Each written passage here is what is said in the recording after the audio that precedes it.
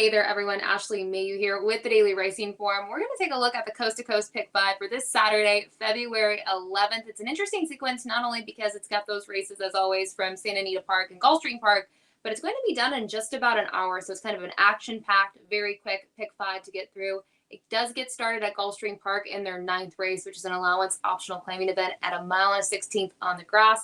It's for 3-year-olds, and it's a big field. I did go light in here.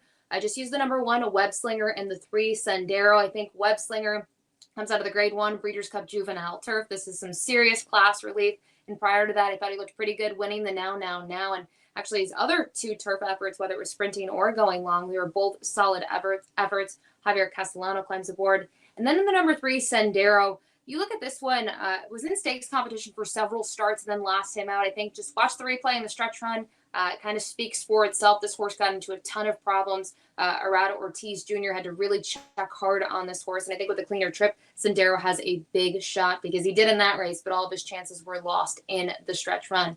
We'll move to Santa Anita Park for their 3rd race, which is a 6.5 furlong turf event, a $50,000 claiming event for 4-year-olds and upward. And I spread in here. I think the main 2 runners in the field are the number 4 Southern Horse and the 5 Jetivator.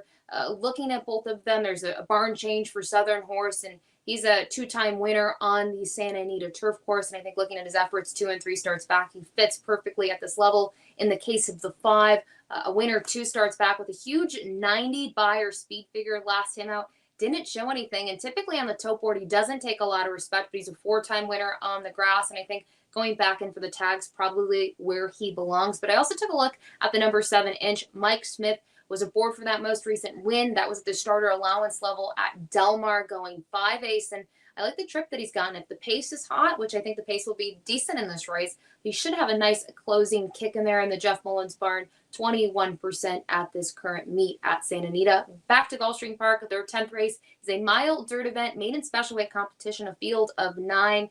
In terms of race day experience, I think it goes very far in these maiden special weight events. And the number 3, Arthur's Ride, as well as the number 6, have both showed potential in their starts. And actually, you look at Case, this is just his 2nd outing. This is going to be start number 3 for Arthur's Ride.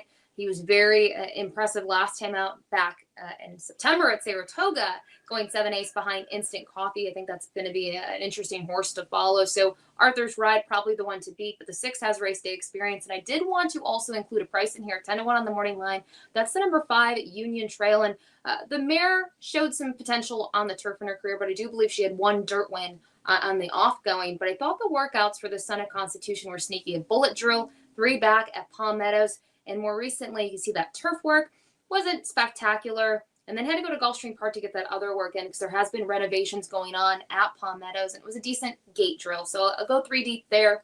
We move back to Santa Anita for their 4th race.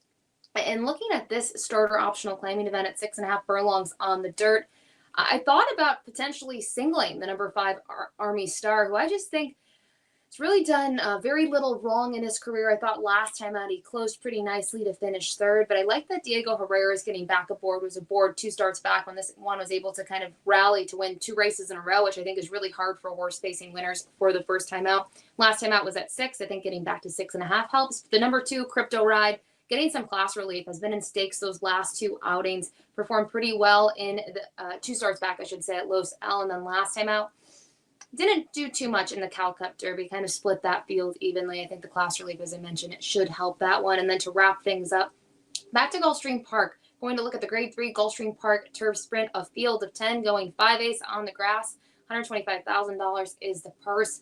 Ton of pace on paper. There's so much speed, and obviously that's to be expected in a turf sprint, but horses such as Caratari, Rockcrest, even Yes I Am Free have speed. So I think the number 3, Belgrano, gets the perfect setup in here. I thought last time out he ran lights out, was a huge price, and got a 99 Beyer speed figure. His career best. He is older. He's 9, but excited to see him back in action. And then out of the speed runners, I did use the number 5, Yes I Am Free. I think the time off did him wonders, and that's why we were able to see him in the winner's circle in his most outings. So taking a look at that ticket as a whole, a pretty nice ticket here. It is $72 because of that dollar minimum, but don't forget there's a 15% takeout.